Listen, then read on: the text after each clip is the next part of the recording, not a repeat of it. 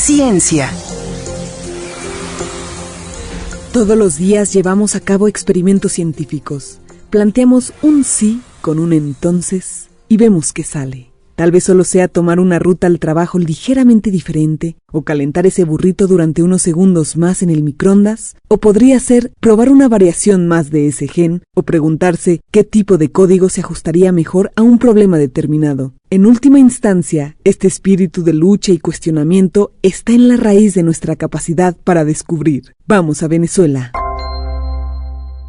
Un proyecto liderado por Sofía Salazar para convertir las cáscaras de camarón en un cicatrizante de bajo costo es una muestra clara de cómo la ciencia puede resolver problemas cotidianos de manera eficiente y sostenible. Con este proyecto, la ciencia muestra su poder y vigencia en Venezuela. Bueno, yo creo que lo primero es que estamos hablando de tecnología nacional y que además proviene de una institución de la académica y de la investigación. Eso para nosotros es muy importante. A sus 31 años tiene claro cómo quiere continuar su carrera y hacia dónde quiere ir. Venezuela es la clave. Con los productos nacionales por bandera y materias tan asequibles y dispares como el almidón de yuca, las cáscaras de camarones o las matas de plátano, trabaja en la formulación de pegamento de un producto cicatrizante y de celulosas. En el laboratorio de la Universidad Central de Venezuela, donde pasa gran parte de su tiempo, la joven maquina nuevas ideas y sueña con que sus creaciones se conviertan en productos que se distribuyan a bajo costo. Bueno, fíjate que más que la escasez de productos como tal, fue tener que reinventarnos para hacer investigación. Porque la compañía con quien tenemos el convenio y con quien desarrollamos los pegamentos, siguió comercializando durante todo este tiempo. Entonces, bueno, fue como la manera que nosotros encontramos para poder seguir haciendo investigación en Venezuela. Es importante apoyar y fomentar la investigación científica y tecnológica en todas las áreas, especialmente en países en vía de desarrollo como Venezuela. Proyectos como el de Sofía Salazar son una muestra de que a pesar de las dificultades, la ciencia y la innovación pueden prosperar en cualquier lugar y hacer una gran diferencia en el mundo. Científicos han creado ratones con dos padres biológicos mediante la generación de óvulos a partir de células masculinas, un desarrollo que abre nuevas posibilidades radicales para la reproducción. El avance podría allanar el camino para los tratamientos de los tipos graves de infertilidad, además de plantear la tentadora perspectiva de que las parejas del mismo sexo puedan tener un hijo biológico juntos en el futuro. Deutsche Welle nos informa. 1 a 1. Espermatozoides y tiempo. Esta es la receta necesaria para crear una nueva vida en la mayoría de mamíferos. Pero un equipo de científicos japoneses asegura haber roto esa fórmula clásica tras lograr engendrar crías de ratón con dos padres biológicos. El equipo extrajo células de la piel de ratones macho y las reprogramó en células madre, con capacidad para convertirse en muchos tipos de células diferentes.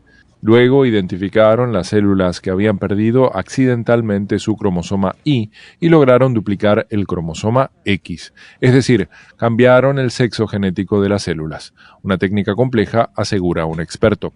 El límite de las células masculinas es que pueden producir espermatozoides, pero no óvulos. Y el límite de las células femeninas es que pueden producir óvulos, pero no espermatozoides. Lo que Hayashi ha hecho a través de un proceso llamado conversión sexual es tomar células XY de la piel y seleccionar una forma de producir óvulos XX. Es un extraordinario acto de magia. Ha hecho magia con la biología. Esos óvulos fueron luego fertilizados con espermatozoides e implantados en el útero de un ratón hembra. El resultado, crías de ratón sanas de dos padres biológicos, que más tarde fueron capaces de reproducirse. La tecnología es prometedora, pero aún muy experimental. La eficacia de este proceso es muy baja, incluso en ratones, en los que se puede hacer un número ilimitado de fertilizaciones. La probabilidad de que cualquiera de estos óvulos o espermatozoides generados in vitro funcione es de apenas un 1%. Por el momento hay muchos fallos. Pese a ello, la investigación abre la puerta a que algún día las parejas compuestas por dos hombres tengan hijos biológicos en común. También podría beneficiar a las mujeres estériles que no son capaces de producir sus propios óvulos. Y al menos en teoría, podría incluso permitir a los hombres solteros tener hijos consigo mismos. Los científicos reconocen que aún faltan años para que la técnica pueda aplicarse en humanos. Las diferencias genéticas y de biología reproductiva entre humanos y ratones son enormes. Además, la sociedad tendrá que abordar primero las cuestiones éticas derivadas de esta tecnología. Los árboles juegan un rol fundamental en producir oxígeno y capturar dióxido de carbono, uno de los principales gases que producen el efecto invernadero que calienta el planeta. Existe, sin embargo, una trampa que captura CO2 de manera más rápida y eficaz que los bosques. Se trata de los ecosistemas marinos costeros como los manglares, pantanos y humedales, donde se entierran grandes cantidades de carbono. A ese carbono atrapado bajo el agua se le llama carbono azul. Y aunque a veces pasa desapercibido, mantenerlo bien aprisionado es vital para la salud del planeta. Escuchemos. Investigadores de la Universidad Autónoma de Tamaulipas estudian la cobertura de manglares y pastos marinos que existe en la zona del Golfo de México que corresponde a Tamaulipas, estado mexicano ubicado al noreste de México, con el propósito de encontrar nuevas alternativas para la protección de esos hábitats. Al respecto, el doctor Leonardo Uriel Arellano Méndez dijo que los estudios pretenden determinar el estado de la cobertura de manglares y pastos marinos en Tamaulipas y a su vez proponer esquemas para su protección. En México, destacó, se estima se ha perdido el 35% de la cobertura de manglar y un 50% de pastos marinos. Perder esos ambientes ocasionaría también la pérdida de muchas especies de peces de interés comercial que habitan en esas zonas. Explicó que esos hábitats, además, son muy importantes para el secuestro de las emisiones de dióxido de carbono que se generan debido a la actividad del ser humano. El carbono azul costero que se genera en todo lo que son los ecosistemas acuáticos costeros, como son lagunas, los deltas de los ríos y principalmente las plantas que hay ahí es las que transforman este carbono. Se le denomina azul porque está en el margen costero, pero es para que podamos diferenciar cuál es el carbono que secuestran los bosques y cuál es el carbono que secuestran los hábitats costeros, principalmente lo que son los marismas, los manglares y los pastos marinos. Pero también tenemos otro que le denominamos también como parte del carbono azul de costas y océanos, ese carbono que fotosintetizan las microalgas. Resulta que en el mar tenemos una gran cantidad de microalgas y ellas son las que más fotosintetizan y secuestran carbono, y este carbono pues se encuentra en todo el océano. El carbono azul de costas y océanos, dijo, es el carbono que fotosintetizan las microalgas. Sin embargo, solo el 0.5% de la cobertura oceánica pertenece a los ecosistemas costeros y ellos secuestran más del 50% de ese carbono orgánico.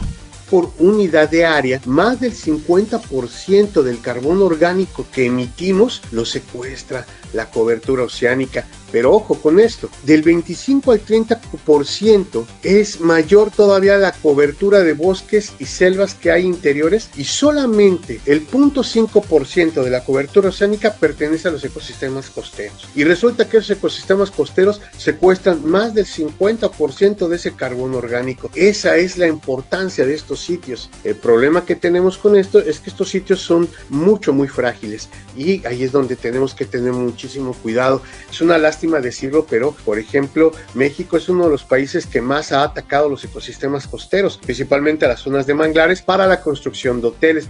Finalmente, el especialista reiteró que la importancia de los manglares radica en que, además de secuestrar el dióxido de carbono que emite el ser humano, ayudan a evitar la erosión y la pérdida de los hábitats costeros. Para el Noticiero Científico y Cultural Iberoamericano, informa desde la Universidad Autónoma de Tamaulipas, Juan Carlos Lara.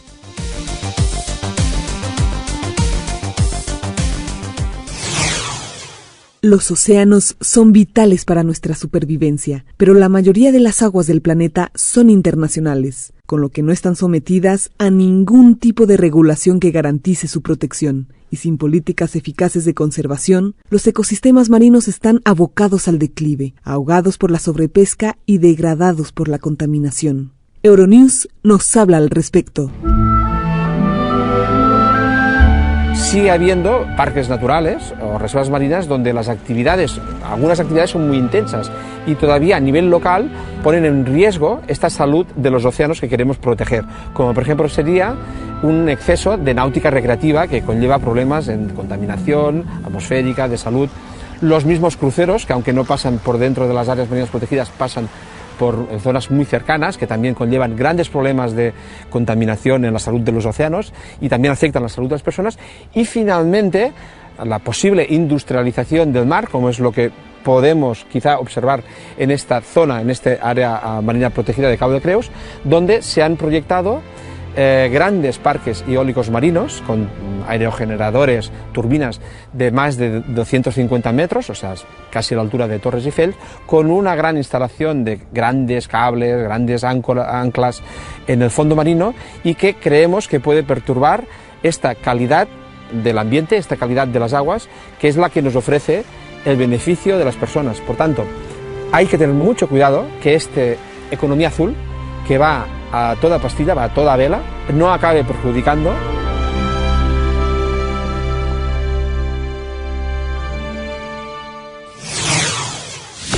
Esto fue Ciencia en NSC.